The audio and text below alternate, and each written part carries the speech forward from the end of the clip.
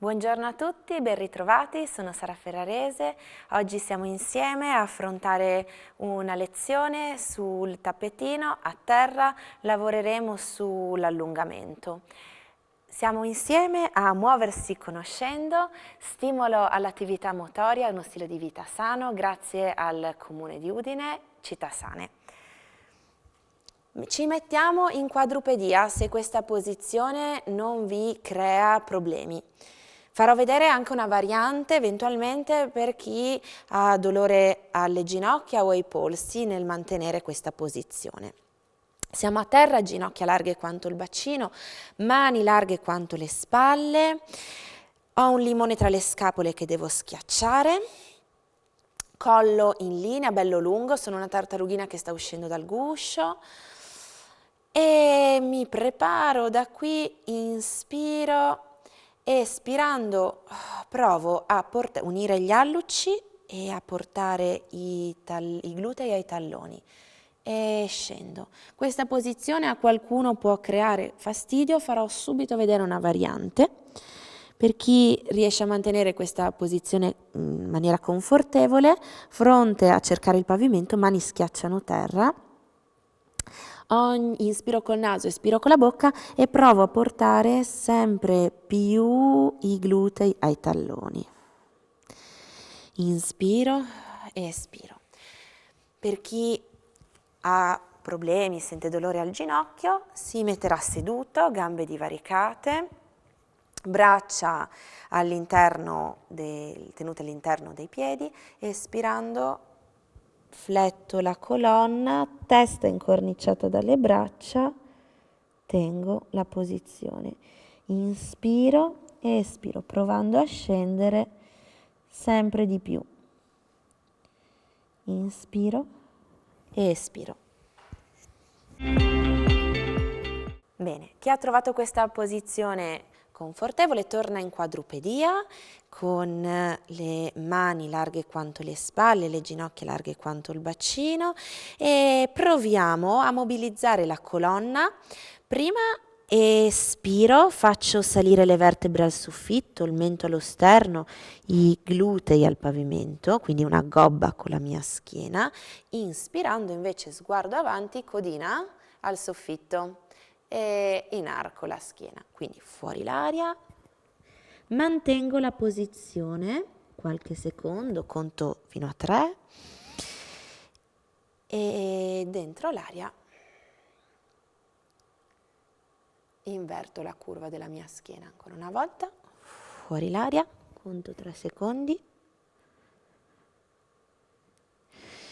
e inspirando inverto la curva.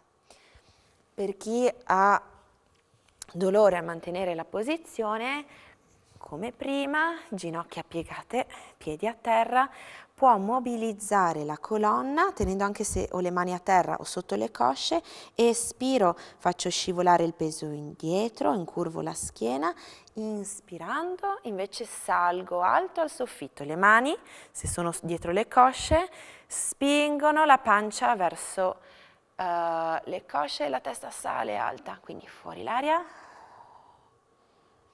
dentro l'aria, fuori l'aria, dentro l'aria. Chi ha svolto gli esercizi in posizione seduta continua a mantenere questa posizione con i piedi a terra, le ginocchia piegate, larghe più del bacino e portando i dorsi delle mani al pavimento, i palmi al soffitto, espira e scende con le mani a cercare i talloni, inspirando lentamente torna, cambia lato, fuori l'aria, scavo con le dita i dorsi delle mani e vado su una gamba, mi allungo, inspiro, torno a salire.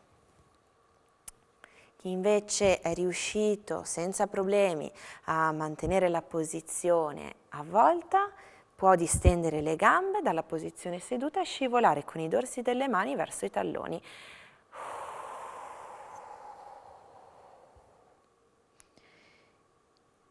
E inspirando torno lentamente, immaginando di riappoggiare la mia schiena contro una parete che mi sostiene. Quindi una vertebra alla volta e poi la testa ancora. Espiro. Tengo la posizione 3 secondi e inspiro, torno. Lentamente, una vertebra alla volta, le scapole si cercano e la testa torna a salire alta.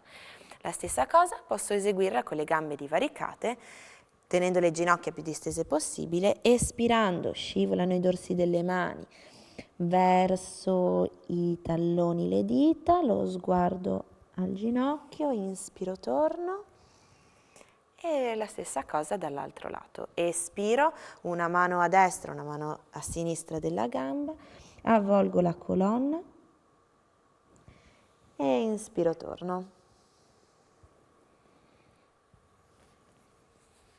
Vi ringrazio per l'attenzione e vi ricordo che sul portale chespettacolo.info potete rivedere la pratica. Buona giornata!